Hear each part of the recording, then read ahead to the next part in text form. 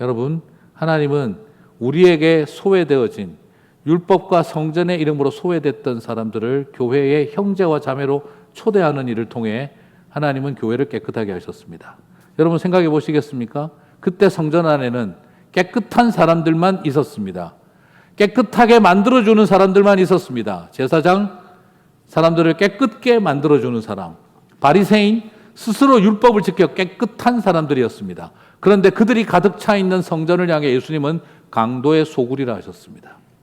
그리고 율법의 이름으로 부정하다 여긴 장애인들을 데리고 들어갔었을 때 주님은 선언하셨습니다. 이 성전이 깨끗게 되었다. 아이러니하지 않습니까? 굉장한 역설입니다. 깨끗한 사람들이 모인 성전을 강도의 소굴이라 하신 주님은 그들이 부정하다, 더럽다 한 사람들을 데리고 들어와서 그 성전을 깨끗게 하셨습니다. 오늘 우리는 여기에서 굉장히 조심해야 합니다. 스스로 자기 의를 자랑하는, 우리 안에 자기 의를 자랑하고 있는 신앙의 지도자들은 조심해야 하는 것입니다. 우리가 깨끗하다라고 착각하고 있을 때 강도의 소굴이라 하신 주님은 우리가 더럽다 한 사람들을 데리고 들어와 이 성전을 깨끗게 하셨다는 것입니다. 사랑하는 성도 여러분, 주님은 만민이 기도하는 집 선교적 교회의 이야기는 바로 장애인 형제 자매들을 우리의 형제와 자매로 함께 서는 일로부터 출발이었습니다. 그러므로 장애인 사역은 우리가 그들을 돕는 사역이 아닙니다. 그들이 우리를 도와주는 사역인 것이죠. 교회가 교회답게 우리가 하나님의 교회의 지도자들과 성도들을 정신 차리라고, 그리고 우리로 하여금 무엇이 이 교회를 깨끗하게 하는 것인지 제대로 이해하라고 주님이 우리에게 데리고 들어오신 지체들입니다. 우리는 밖에 두었으나 주님은 초대하여 함께 들어왔습니다. 그래서 이 교회를 깨끗하게 하라고 하셨던 것이죠. 사랑하는 성도 여러분, 장애인 사역을 바라보는 우리의 시각이 도와주는 수혜자가 아니라, 지혜자가 아니라 우리는 그들로부터 도움을 받고 있는 수혜자라는 것을 기억했으면 좋겠습니다. 도와주고 도움받고 도움받으며 돕는 관계가 우리의 한 형제됨의 의미라고 생각을 해봅니다. 오늘 읽은 고린도전서 12장은 또 어떤 장이냐? 여러분 고린도전서 아시죠? 사랑장은 몇 장인가요? 13장, 그죠? 그러면 고린도전서 12장은 은사장입니다. 네. 자, 몰라도 눈치가 있으면 다 맞출 수 있습니다. 네. 그죠? 무슨 말입니까? 은사 이야기가 나오다가 은사 중에 최고는 네, 사랑이라 했으니까, 네. 그걸 앉아서 외우려고 하면 다 까먹지만 이해하시면 누구나 다 대충 때려잡으실 수 있습니다. 13장이 은사니까 13장이 사랑장이니까 12장이 은사장이죠. 그래서 고린도전서 12장이 은사를 다루고 있는데, 여러분 은사를 다루고 있으면 이 은사와 장애는 어떤 관계가 있을까 한번 살펴봐야 되겠죠. 그러면 은사를 나누면 장애는 다 어떻게 되는 걸까? 앞에서도 이야기했지만 다 고쳐야 된다? 은사 받은 사람들은 다 눈이 뜨이고 귀가 열리고 귀신이 떠나가고 병고침의 역사가 일어나고 앉아있다가 일어나고, 그래서 모든 장애는 사라지는 것이 오늘날 교회에서 일어나야 할 신학적 현상이다. 저는 그렇게 생각하지 않습니다. 고린도전서 12장은 성령의 은사를 다루고 있습니다. 방언, 예언, 병고침, 귀신 쫓는 능력 다 나옵니다. 근데 놀랍게도 은사장이라고 하는 고린도전서 12장에는요, 은사에 대한 설명은 1절에서 10절까지밖에 없습니다. 3분의 1 분량만 나옵니다. 반면에 그 은사가 무엇인지 어떤 것인지를 3분의 1을 설명하고 난 다음 이 은사장은 3분의 2는 공동체와 성령의 하나 되게 하심을 설명하는데 3분의 2를 할애하고 있습니다. 11절에서 31절까지는 성령은 우리를 서로 환대하게 하고 존중하게 하고 용서하고 하나 되게 하고 서로를 공동체가 되게 돕는다 하는 설명을 21절에 걸쳐서 하고 있습니다. 여러분, 결국 무엇입니까? 은사장에 은사가 많이 나오는 게 아니라 은사를 주신 이유와 목적을 설명하고 있다는 것이죠. 고린도 교회는 끊임없이 은사 가지고 자랑하고 싸웠습니다. 나는 방언을 한다. 나는 예언을 한다. 방언파가 예언파가 갈라져서 성령의 은사로 끊임없이 누가 더 귀한 은사인가, 누가 더 훌륭한 은사인가, 누구의 은사가 더 요긴하게 쓰임 받아야 하는가 끊임없이 경쟁하고 있었습니다. 근데 여러분, 또 그것만이 아닙니다. 그런 성령파가 또 넘치니까 말씀파가 시작됩니다. 나는 저렇게 해서 그냥 맨날 그냥 성령파, 방언파, 예언파 시끄럽고 정신없다. 우리는 말씀 중심의 말씀파. 그래서 바울파. 나는 바울에게 성경 공부 배웠다. 나는 게바에게 성경 배웠다. 게바파. 나는 아볼로 제사장에게 배웠다. 아볼로파. 나중에는 니네들은 2차 리더들한테 배웠지. 나는 예수님한테 배웠다. 저자직강 예수파까지 나왔습니다. 그러니까 끊임없이 그들은 말씀파로 또 갈라졌습니다. 하나는 말씀파요, 하나는 은사파요. 하나는 그 하나도 또 쪼개져서 바울파, 게바파, 아볼로파, 예수파로 쪼개지고 성령 은사파는 방언파, 예언파로 쪼개졌습니다. 그렇게 말씀이 성행하고 은사가 넘치는데 고린도 교회는 성적인 타락과 범죄를 용인하고 그리고 가난한 자들을 성찬에서 소외시켜 유력한 자들끼리만 식사하고 성찬을 하는 이런 경제적 차별까지 일어나고 있었던 것이죠. 참 아이러니하지 않습니까?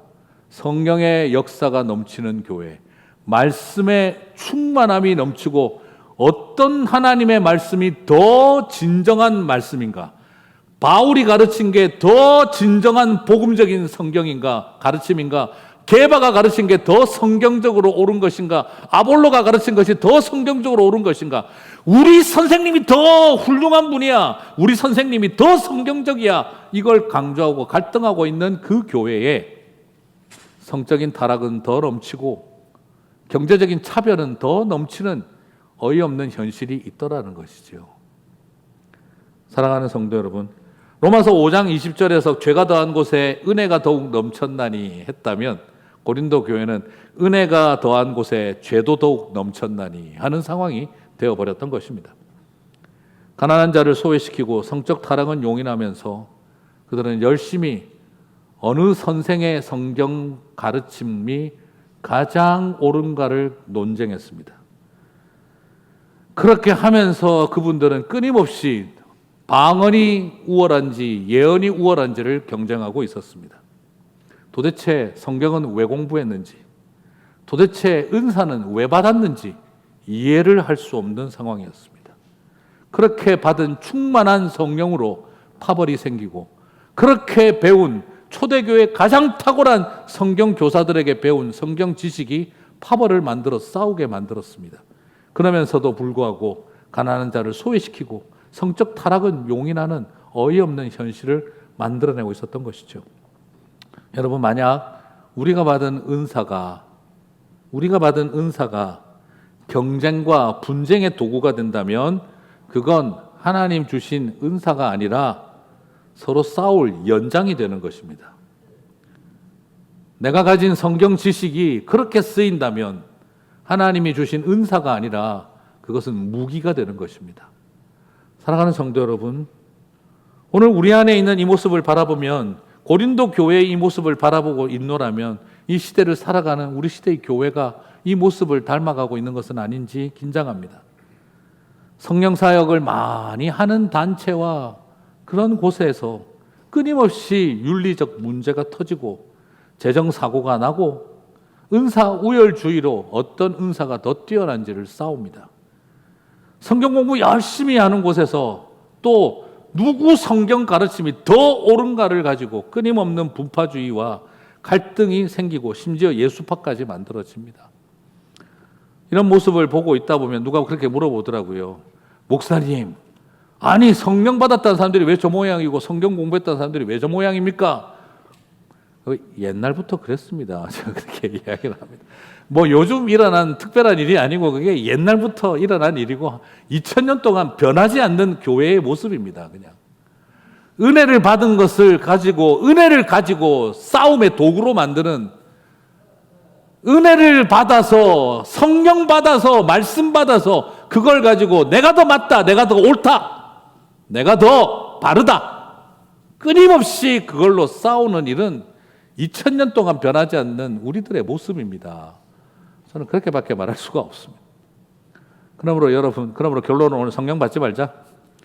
네, 목사님, 그래서 저 공부 안 하기로 결심했습니다. 자, 앞으로 기도 안 할게요. 그리고 성경 안 볼게요. 이것이 답이 아니죠. 오늘 우리 안에 깨달음이 다시 있어야 합니다.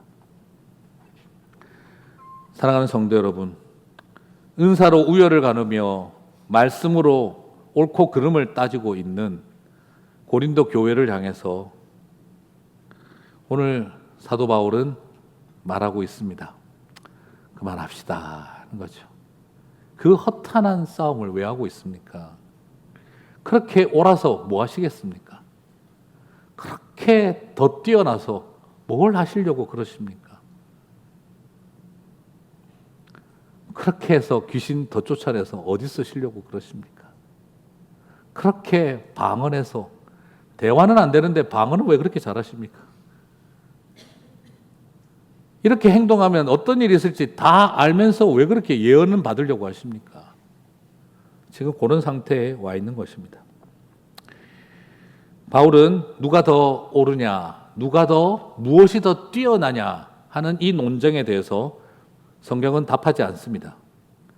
하지만 부족한 사람들, 가난한 사람들, 힘들고 아픈 사람들을 향해서 바울은 명확한 태도를 가질 것을 요구하고 있습니다. 그래서 바울은 은사 이야기를 다 하고 난 다음 고린도서 13장에서 그 중에 제일은 사랑이라고 이야기했던 것이죠. 병 고치고 귀신 쫓아내고 그리고 바울에게 배우고 게바에게 배웠는데 사랑이 없으면 그거 다 어디다 쓸 거냐는 겁니다. 고린도전서 12장 22절 23절입니다. 같이 읽겠습니다. 그뿐 아니라 더 약하게 보이는 몸의 지체가 도리어 요긴하고 우리가 몸에 덜 귀히 여기는 그것들을 더욱 귀한 것들로 입혀주며 우리의 아름답지 못한 지체는 더욱 아름다운 것을 얻느니라. 그런즉 여러분, 오늘 바울이 우리에게 은사와 은사장에서 이 이야기로 맺고 있습니다. 누군가가 더 약하게 보입니까? 그렇다면 우리에게 주어진 은사 받은 사람들이라면 그 약한 사람들을 더 요긴하게 하는 능력이 있어야 하는 것입니다. 덜 귀하게 보이는 분들이 있으십니까? 그분들이 계속 덜 귀하게 여겨주고 있다면 우리 안에는 말씀도 성경도 없다는 뜻입니다. 우리에게 은사를 주신 이유는 덜 귀히 여겨 보이는 이들을 더 귀한 것들로 입히라고 능력을 주셨다는 것입니다. 우리 안에 아름답지 못한 지체들이 있다면 우리는 성령 받은 사람이 없다는 뜻입니다. 방언을 받고 예언을 받고 성경을 배우고 이게 중요한 게 아니라 참되게 성령을 모른다는 것입니다. 아름답지 못한 지체가 계속 있다면 그 어느 누구도 아름다운 것을 얻도록 해주지 않았다는 뜻입니다.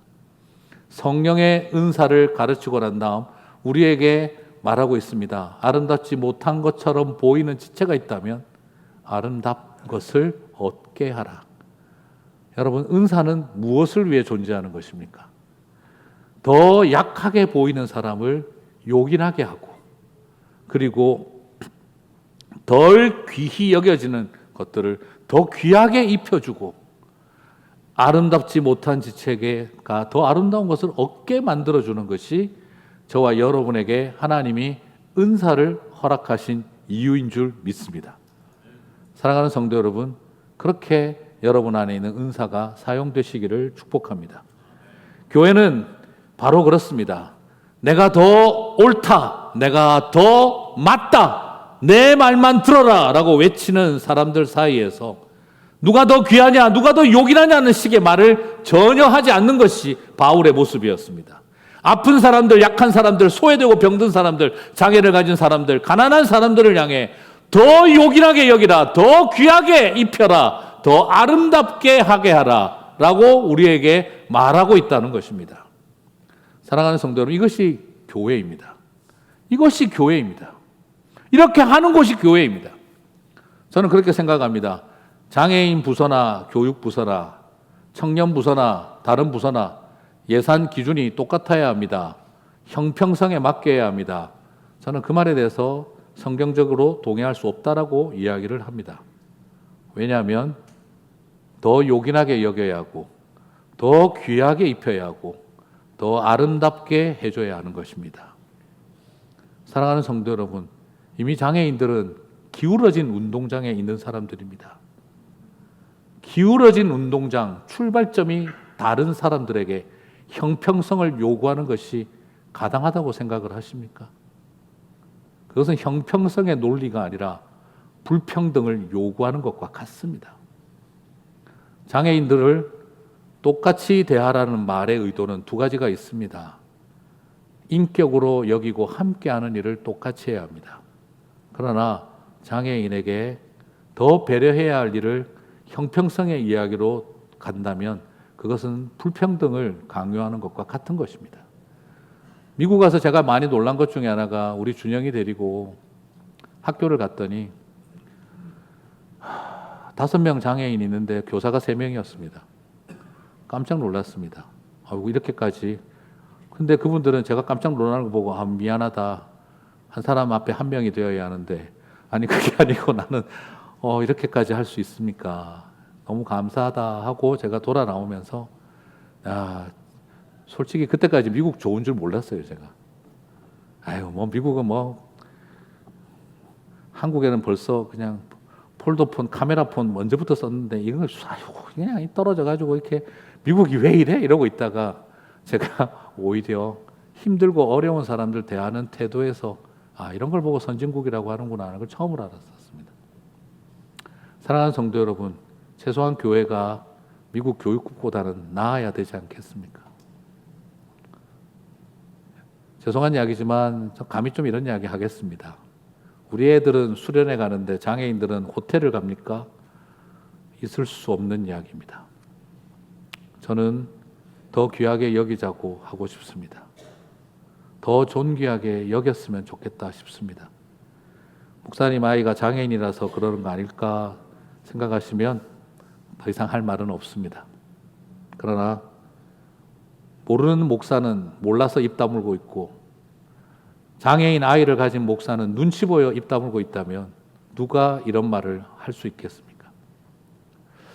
오늘 우리에게 더 중요한 일들은 바로 교회는 더 능력받고 더 은사받고 더 요긴해 보이는 사람을 세우는 곳만이 아니라 더 병약하고 더 아프고 더 외로운 사람들을 더 요긴하고 귀하게 여기고 대하라고 아름답게 만들라고 우리를 부르셨습니다.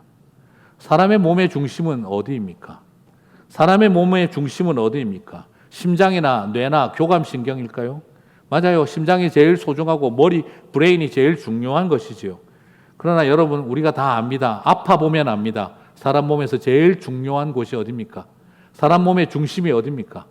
바로 아픈 곳입니다.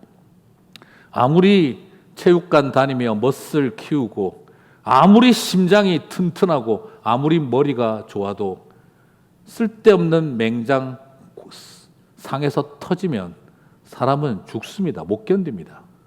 그때 나의 좋은 머리와 내가 가지고 있는 튼튼한 심장과 튼튼한 근육이 그 터진 맹장을 이겨낼 수가 없습니다. 사람의 몸은 아픈 곳이 중심이 될 수밖에 없습니다. 교회가 주님의 몸이라고 한다면 이 몸된 교회의 중심은 어디입니까? 담임 목사도 당회도 아닙니다. 이 교회의 중심은 바로 가장 연약하고 아픈 사람들이 우리 교회의 중심입니다. 그분들 때문에 멀쩡한 뇌가 생각을 해야 합니다. 멀쩡한 머슬이 힘을 내야 합니다. 멀쩡한 심장이 함께 끝까지 박동하며 그 생명을 붙들어 줘야 되는 것입니다. 그것이 동력이고 아름다운 모습입니다. 사랑하는 성도 여러분, 바로 그런 곳이 교회라고 믿습니다. 그래서 초대교회는 기적의 공동체였던 것입니다. 분봉왕이 와서 아프리카 흑인 노예 출신과 함께 안디옥 교회의 지도자가 되었습니다. 로마의 귀부인의 딸이 노예와 결혼하여 한 교회를 이루고 열심히 섬겼습니다. 말씀을 전했습니다. 브리스길라와 아굴라입니다. 이런 말도 안 되는 기적이 어떻게 가능합니까? 그것은 바로 성령의 은혜입니다. 이것은 우리 한국식으로 옮겨 놓는다면 세종대왕이 돌쇠하고 앉아서 겸상을 했다는 말이고 신사임당이 뺑덕어멈하고 앉아서 수다를 떨었다는 말과 같습니다. 어디 양반 부인네가 어디 왕이 저런 사회적 신분이 낮은 자들과 함께 겸상을 하고 이야기를 나누겠습니까? 그걸 가능하게 한 것이 2000년 전의 복음이고 성령의 능력이었습니다. 사랑하는 성도 여러분, 저는 오늘 사실 지금 좀 당황하고 있습니다. 왜냐하면 우리 히스드림 지체들이 너무 조용히 예배를 드리고 있어서 제가 지금 당황하고 있습니다. 오늘 좀 중간에 떠들어줘야 오늘 제가 예화를 들 수가 있는데 지금 제 예화가 안 되고 있어요. 너무 잘하고 있어서. 여러분, 지금 이렇게 예배 드리는 자리에 누군가가 와서 소리 내고 행동하고 일어나고 움직이면 우리는 짜증날 겁니다. 그런데 그걸 가능하게 만든 것이 성령의 은혜라는 것이에요. 사랑하는 성도 여러분, 사람들이 더 높은 은사를 추구하고 어떤 사람이 우리 가운데 더 유력한 자냐를 따지고 있을 때 사도 바울은 더 낮아지는 것이 성령의 능력이라고 가르쳤습니다. 사랑하는 성도 여러분, 우리의 마음은 참 어렵습니다. 맞아요. 방언하고 예언하는 은사보다 어려운 것이 가난하고 힘든 사람들과 식사 같이 하는 일입니다. 방언하고 예언하는 능력보다 어려운 것이 장애인을 한 형제와 자매로 귀하게 여기는 것입니다. 아볼로와 게바와 그리고 바울과 성경 공부하는 것보다 어려운 것이 무슨 말인지 잘 이해하지 못하는 장애인들에게 복음을 가르치는 일입니다. 우리는 바울과 성경 공부는 하고 싶어도 장애인을 말씀으로 가르치는 일을 하려고 하지 않습니다. 못 알아듣는 방언으로 열심히 못 알아들어도 기도하는 일은 기뻐해도 못 알아듣는 장애인에게 사랑의 복음을 전하는 일은 꺼려합니다. 앞날을 예언하는 능력을 받고 싶어 하면서도 도무지 예측이 안 되는 장애인과 함께 어딘가 봉사하는 일은 꺼려지는 것이 우리의 마음입니다. 오늘 우리에게 위대한 성령의 은사와 능력은 무엇입니까? 방언하고 예언하고 바울처럼 게바처럼 가르치는 것이 아니라 사랑하는 사람들과 함께 그 아픔 속에 같이 동행하는 일인 것이죠. 여러분, 그 낮아짐의 은사가 저와 여러분 가운데 풍성하게 임하시기를 축복합니다.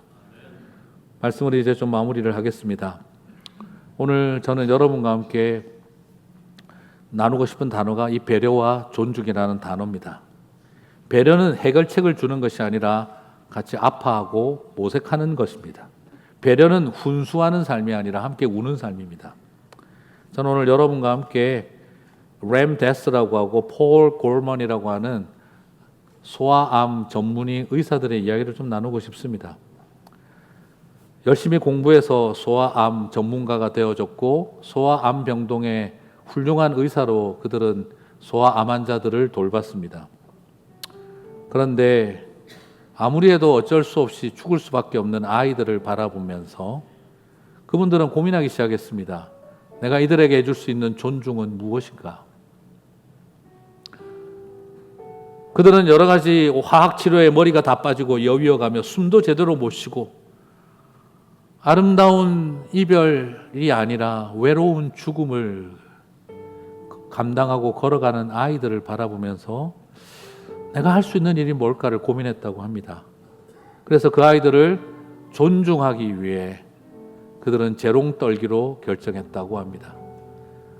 애들이 의사 앞에서 재롱 떠는 것은 봤어도 의사가 애들 앞에서 환자들 앞에서 재롱 떠는 일은 거의 본 적이 없던 시절에 그는 그것이 존중이라고 여기고 시작했다고 합니다. 오늘은 마음껏 웃었지만 내일은 세상을 떠나는 아이들을 마주하는 현실 앞에서 내가 해줄 수 있는 존중은 그들이 마지막 순간까지 웃을 수 있게 하면 참 좋겠다. 그래서 그들은 병을 고쳐보겠다는 약속이나 앞날에 대한 막연한 약속보다는 그 고통 가운데 있는 아이들에게 미소를 지을 수 있도록 해주려고 했다고 합니다. 웃음과 재롱으로 어느 틈에 소아암 병동에는 웃음소리가 아이들의 웃음소리가 들리기 시작을 했습니다. 아이들의 웃음소리가 절대 들리지 않는 곳은 소아암 병동이라고 하는데 소아암 병동에 아이들의 웃음소리가 들리기 시작을 했습니다. 그러나 아무리 재롱을 떨어도 웃지 못하는 아이들이 있더라는 거죠. 이제 고통이 너무너무 극심해서 절망적으로 비명을 지르고 있는 눈물을 흘리는 아이들에게 웃게 한다는 것도 또 다른 고통이 아닌가 싶은 생각이 들었다고 합니다. 그 아이들에게 무엇을 해줄까 바라보고 있다가 그냥 우연치 않게 팝콘을 들고 그 흘리는 눈물을 같이 함께하고 싶어 눈물을 찍어서 그 눈물에 팝콘을 찍어서 먹었더니 그 꼬마아이가 자기 눈물을 찍어 먹어주는 선생님을 바라보며 빙그레 웃더라는 것입니다. 그 미소가 그 선생님들의 마음을 바꿔놓고 그래서 다른 친구들이 와서 그 눈물을 찍고 같이 팝콘을 먹어주는 모습을 보며 아이들이 미소를 띠고 서로의 그 눈물을 알만한 아이들이 서로의 입에 팝콘을 넣어주면서 같이 웃기 시작하더라는 것이죠. 그래서 그것을 팝콘을 찍어 먹는 삶 혹은 눈물을 나누는 삶이라고 명명했다라고 합니다. 사랑하는 성도 여러분, 오늘 우리도 어쩌면 교회를 왜 불러주셨을까요? 서로의 눈물을 찍어 먹을 수 있는 삶이 그래서 그 얼굴에 미소라도 한번 생길 수 있게 만들어줄 수 있다면 그게 예수쟁이 된 것이고 그것이 우리를 교회로 부른 이유가 아닐까 싶습니다. 우리 사랑하는 우리 히스토리임 지체들 또 교회에 있는 장애인 가족들 우리가 그들과 함께 눈물을 나누어 먹는 삶이 되었으면 좋겠습니다. 그리고 또한 그런 모습으로 우리가 함께 교회로 세워져 가게 되시기를 한 낮아짐의 은사를 가진 눈물을 찍어 먹을 수 있는 은사 받은 사람들 되시기를 주님의 이름으로 축복합니다.